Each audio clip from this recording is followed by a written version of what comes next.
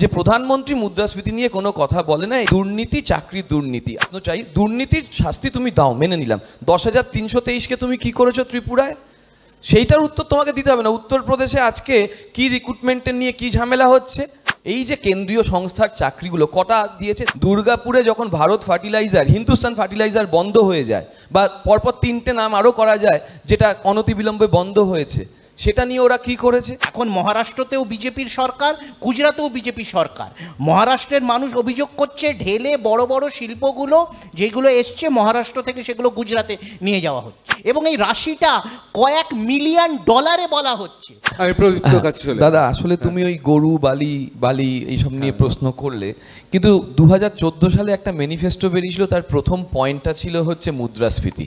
2014 সালে একটা ভিডিও বেরিয়েছিল, কালো ব্যাকগ্রাউন্ড সাদা মুখ, সেখানে বলছিল আমরা খাবো কি, আমরা পরবো কি, পেট্রোলের দাম বেড়ে যাচ্ছে, আমরা স্কুটার ছেড়ে দিয়েছি, আমরা বাসে যাচ্ছি, তাই আপকি বার অমুক সরকার। এবং তার সঙ্গে সঙ্গে তৎকালীন চিফ মিনিস্টার নরেন্দ্র মোদী একটা দারুণ কথা বলেছিলেন, যে এই প্রধানমন্ত্রী অর্থাৎ তিনি মনমোহন সিংকে বলেছিলেন মুদ্রাস্ফীতি নিয়ে কোনো কথা বলে না। একদম ঠিক বলেছিলেন যে প্রধানমন্ত্রী মুদ্রাস্ফীতি নিয়ে কোনো কথা বলে না, এই কারণে 2024 সালের ম্যানিফেস্টোতে 3টে শব্দ ব্যবহার করা হয়ে গিয়েছে। মুদ্রাস্ফীতি নিয়ে প্রথম পয়েন্ট যেটা 2014 সালে ছিল, আজকে নেই। ওষুধের দাম বৃদ্ধি থেকে আনাজের দাম বৃদ্ধি, মুখে কথা নেই। কথা কি আছে, দুর্নীতি, চাকরি দুর্নীতি। আমি প্রমাণ করতে চাইছি এইভাবে যে প্রথমে 2021 সাল অবধি আমাদের কাছে এই প্রশ্ন এসেছিল পশ্চিমবঙ্গে চাকরি হয় না। তারপরে তরুণজ্যোতি তিওয়ারি একটা মামলা করলো, সেখানে দেখা গেল 59,000 চাকরি প্রাইমারি, সেই প্রাইমারির নিয়োগ নিয়ে ওর কিছু মামলা হলো। 33,000 চাকরি 2023 সালের মে মাসে ক্যান্সেল হলো। প্রথমে 34, তারপরে 33, তারপর 32, সংখ্যাটা নিয়ে কনফিউশন ছিল, কিন্তু 59,000-এর মধ্যে ছিল আর কি। সেইটা নিয়ে ক্যান্সেল হলো। যে অভিজিৎ গাঙ্গুলি ছিলেন, ওদের কারুর পা ধরে এসছিলেন, ওদের পায়ে পড়ে গেলেন, চলে গেল, ঠিক আছে মেনে নিলাম।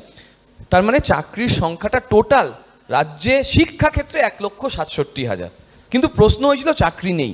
আমি এবার প্রশ্ন চাই, দুর্নীতির শাস্তি তুমি দাও, মেনে নিলাম। 10,323কে তুমি কি করেছো ত্রিপুরায়, সেইটার উত্তর তোমাকে দিতে হবে না। উত্তরপ্রদেশে আজকে কি রিক্রুটমেন্টের নিয়ে কি ঝামেলা হচ্ছে, ভারতীয় জনতা পার্টি তো বিশ্বের সর্ববৃহৎ দল তো, এবং কম্পারিটিভ অ্যানালিসিস না করলে তো বোঝা যাবে না পশ্চিমবঙ্গ কত খারাপ কত ভালো। এই জায়গায় দাঁড়িয়ে থেকে আমার প্রশ্ন দ্বিতীয়, যে ওরা রেল, সেল, ভেল, বিএসএনএল, এয়ারপোর্ট, এই যে কেন্দ্রীয় সংস্থার চাকরিগুলো কটা দিয়েছে। দুর্গাপুর থেকে দাঁড়িয়েছেন দিলীপ ঘোষ। দুর্গাপুরে যখন ভারত ফার্টিলাইজার, হিন্দুস্তান ফার্টিলাইজার বন্ধ হয়ে যায়, বা পরপর 3টে নাম আরও করা যায় যেটা অনতিবিলম্বে বন্ধ হয়েছে, সেটা নিয়ে ওরা কি করেছে। ফলে উত্তর দেওয়ার সময় আমার কিছু প্রশ্ন থেকে গেল, যে প্রশ্নের প্রাথমিক উত্তর বিজেপির কাছে নেই। ওই ধর্ম, ওই পাকিস্তান, ওই সাম্প্রদায়িকতা এবং কিছু 6টা কমন শব্দ বাদ দিয়ে, ওই 6টা কমন শব্দের বাইরে 42-এর যে ফলাফল হবে তার কি প্রতিফলন ঘটবে বঙ্গ রাজনীতিতে? আমি তো দেখছি কোনো প্যানেলিস্ট সে কথা বলছে না। 42-এর কথা আমি বলে দিয়েছিলাম, হয়তো তুমি মিস করে গেছো, কারণ অনেকে বলেছেন তো। 42-এর প্রতিফলন একটাই ঘটবে, যে প্লুরালিজমের কথা তন্ময়দা বললেন, যে দুর্নীতি ভারতব্যাপী কথা কৃষাণুদা বললেন, সেই প্লুরালিজমটা রক্ষা হবে, সেই দুর্নীতিটা বন্ধ হবে। সংখ্যাগরিষ্ঠের দুর্নীতি, যে বলে আমি বিরোধী পেলাম না, এদিকে 146 জন পার্লামেন্টিয়ানকে আটকে দেন এবং বলেন এখানে এসে প্রশ্ন করতে পারি না বলে সারাক্ষণ প্রশ্নই করে যান, এবং আগুনমুখো চ্যানেল চালিয়ে দেন, যেটা আমাদের সময়ই তৈরি হয়েছে। 21 সালে পশ্চিমবঙ্গে 2টো এমন চ্যানেল তৈরি হয়েছে। আমি বলে দিই, এটা তথ্য। অনেক সহকর্মীরা আছে। না, আমি বলছি তথ্য, আমি বলছি এখানে প্রশ্ন করার অধিকার আছে বলেই তারা প্রতিনিয়ত মুখ্যমন্ত্রী মমতা বন্দ্যোপাধ্যায় এবং তৃণমূল কংগ্রেসকে যার পণ্যায় আক্রমণ করে যায়, কিন্তু এই সরকার সেইখানে তৈরি হয়েছে। আমার জানতে ইচ্ছা করে ওই চ্যানেল দুটো কত কাটমানি দিয়ে তৈরি হয়েছিল, আমার খুব জানতে ইচ্ছা করে। এবং একই সঙ্গে আরেকটি চ্যানেল 2013 সালে তৈরি হয়েছিল। আমি একটু এবার অভিষেকের কাছে চলে যাব। অভিষেক, 42-এ কি হবে? কংগ্রেসের কি আদৌ বঙ্গ রাজনীতিতে মানে আর কোনো অস্তিত্ব থাকবে? কারণ জিতলো মানে শাখের করার, এদিকে গেলেও শেষ, ওদিকে গেলেও শেষ, কি হবে? আচ্ছা, আমি একটা ক্ল্যারিফিকেশন আগে একটু জেনে নিতে চাইছি, এটা কি ওপেন ফোরাম নাকি 1 মিনিটের আনইন্টারাপ্টেড বক্তব্য? কারণ আমি গত কিছুক্ষণের উদাহরণে দেখলাম এটা ইন্টারাপ্টেড হয়েছে, তাহলে কিন্তু আমিও সেই স্বাধীনতা পাবো আশা করছি। অবশ্যই। আচ্ছা, এবার আসা যাক 42-এ কি হবে।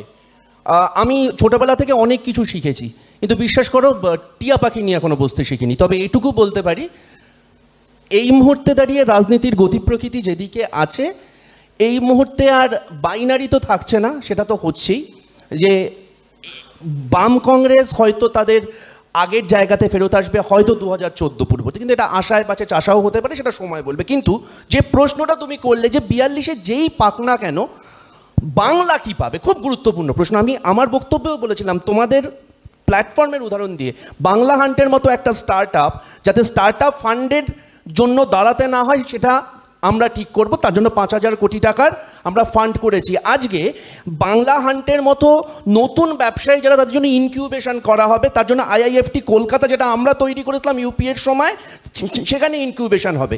গত 10 বছর এটা হয়নি। ধ্রুপদী ভাষা নিয়ে, বাংলা কেন ধ্রুপদী ভাষা হয়নি সেগুলো নিয়ে লড়াই। তার পাশাপাশি আমি জাস্ট মানে যেহেতু একটা দায় থেকে যায়, একটু আগে পূর্ববর্তী বক্তারা যারা বলছিলেন তাদের সম্বন্ধে একটু বলে নিই।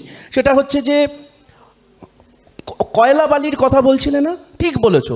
আমাদের সরকার এলে যেটা হবে, কয়লা বলতে ইসিআইএল কেন বন্ধ হয়ে যাচ্ছে সেটা নিয়ে লড়াই হবে। কয়লা পাচারটা হবে না। ইস্টার্ন কোলফিল্ড ইন্ডিয়া লিমিটেড কেন্দ্রীয় সরকারের আওতাধীন, কেন বন্ধ হয়ে যাচ্ছে সেই প্রশ্নটা কেন 18 জন সাংসদ করবেন, এই প্রশ্নটা আমরা তুলব। আমরা প্রশ্নটা তুলব প্রেস ফ্রিডম ইন্ডেক্সে কেন ঋতব্রতর মতো সাংবাদিকদের মতো মুক্তমনা সাংবাদিকরা জায়গা পাচ্ছে না। 176টা দেশের ভেতর আমরা কেন 159, এটা আমরা এনশিওর করব। আমরা এনশিওর করব যে একটু আগে যে চপ শিল্পের কথা হচ্ছিল, আমাদের প্রধানমন্ত্রী পকোড়া বলেছিলেন নালি গ্যাস এবং আরও কী সব দিয়ে, সেই নালি গ্যাসের জায়গায় পেঁয়াজের দামটা যত কমে, যে অন্তত সাউয়ের যে চপের দোকানটা আছে সে পেঁয়াজিটা যেন ঠিকঠাক ভাজতে পারে। তার পাশাপাশি আমরা এটাও বলবো যে পঞ্চময়ের যে দোষটা দেখতে পাচ্ছি না, মদমোহ মাৎসর্য নয়, মিথ্যাবাদীটা বাদ দিয়ে বলছি। আমাদের ভারতবর্ষ অনেক রকম প্রধানমন্ত্রী দেখেছে, এরকম মিথ্যাবাদী প্রধানমন্ত্রী দেখেনি।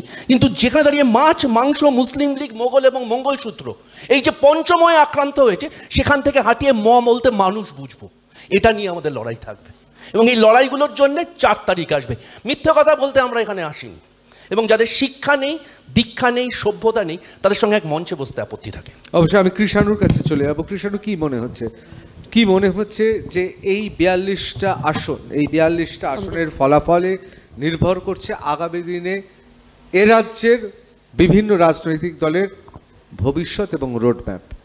দেখো, 42টার সাথে সাথে যদি আমাদের আমাদের মানসিকতার সরকার দিল্লিতে হয়, তাহলে যেরকম বাংলার 3টে কানেক্টিভিটি প্রজেক্ট বিদেশ থেকে এসছিল, সেই কানেক্টিভিটি প্রজেক্টগুলোতে এনওসি কেন্দ্র সরকার দেয়নি, সেইগুলো আমরা পাবো। আজকে যেই জিনিসটা গুজরাট পাচ্ছে সেটা সম্ভবত বাংলা পাবে। যেই জিনিসটা, যেই ইনফ্রাস্ট্রাকচারে ঢেলে কেন্দ্রের বরাদ্দ ইউপি পাচ্ছে, সেটা বাংলা পাবে। তো আমরা তো চাই এই জিনিসটা, যেই কেন্দ্র সরকারের অর্থ যেগুলো রাজ্য থেকে যায়, সেইগুলো বিশেষ বিশেষ কিছু রাজ্যতে। এখন মহারাষ্ট্রতেও বিজেপির সরকার, গুজরাটেও বিজেপি সরকার। মহারাষ্ট্রের মানুষ অভিযোগ করছে ঢেলে বড় বড় শিল্পগুলো যেগুলো এসছে মহারাষ্ট্র থেকে, সেগুলো গুজরাটে নিয়ে যাওয়া হচ্ছে। এই যে গুজরাট কেন্দ্রিক, গুজরাটকে বৈভব সম্পন্ন করার জন্য সারা ভারতবর্ষের বৈভবকে নিয়োজিত করা হচ্ছে, এর প্রতিবাদ হচ্ছে 2024 সালের নির্বাচন। এবং বাংলাও তার বাইরে কিছু নয়। তো বাংলাও আমাদের দাবি থাকবে যে আজকে একটা কেন্দ্র সরকার বলছে নতুন করে কয়লা কেলেঙ্কারি হচ্ছে, খারাপ মানের কয়লা আদানি বেশি দামে বিক্রি করছেন, এবং এই রাশিটা কয়েক মিলিয়ন ডলারে বলা হচ্ছে। আজকে কে এখানে কয়লা পাচার করলো 1000, 2000, 4000 নয়, এটা মিলিয়ন বিলিয়ন ডলারের রাশি। আদানি সব থেকে বড় কয়লা চোর, বিজেপির বন্ধু। আজকে কেন্দ্র সরকারের 4টা মন্ত্রকের দুর্নীতির হার হচ্ছে 7.5 লক্ষ কোটি টাকা। এই টাকাটা তো কেন্দ্র সরকার পয়দা করে না, এগুলো তো রাজ্যতে পয়দা হয়। তার মানে রাজ্যগুলো 7.5 লক্ষ কোটি টাকা দিয়ে দেউলিয়া হয়ে গেল। তো এই নীতিটা হবে। আজকে লেটারাল এন্ট্রেন্টের মাধ্যমে আইএস আইপিএস, প্রথমেই আইএস আইপিএসে বাঙালি ব্রাত্য, ওটা একটা উত্তর ভারত একটা সিন্ডিকেট আগেই দখল করে নিয়েছে, যার কোনো আদালতেও বিচার হয় না, যেটা নিয়ে কোনো মিডিয়াতেও আলোচনা হয় না। যে আজকে আইএস আইপিএসরা বিশেষ বিশেষ সিন্ডিকেটের মাধ্যমে কি করে হয় সেটা নিয়ে আলোচনা হচ্ছে না। তাতেও এরা সন্তুষ্ট না। তারপরে লেটারাল এন্ট্রেন্টে এই যে কর্পোরেট হাউস থেকে তারা লোক রিক্রুট করছে, এই সব ব্যবস্থা পাল্টাবে। মানুষের সরকার হলে মানুষের দাবি দাবার মাধ্যমে সেই সরকার পরিচালিত হবে, এটাই আশা রাখছি। অবশ্যই।